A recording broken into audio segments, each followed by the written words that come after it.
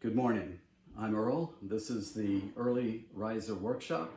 And today I just wanted to introduce a video that will follow as a composite of setting up this convertible garage into a workshop. I say convertible because it can park a single car in the garage and then move it out, bring in the tools to focus on the task at hand, and then clean up and put everything back away again. This is something I think a lot of you might identify with, where your hobbies can't be dedicated to space full time, but it doesn't mean that you can't do them. And so I'm hoping that my future uploads will show you that it can be done with a convertible workshop. Stay tuned.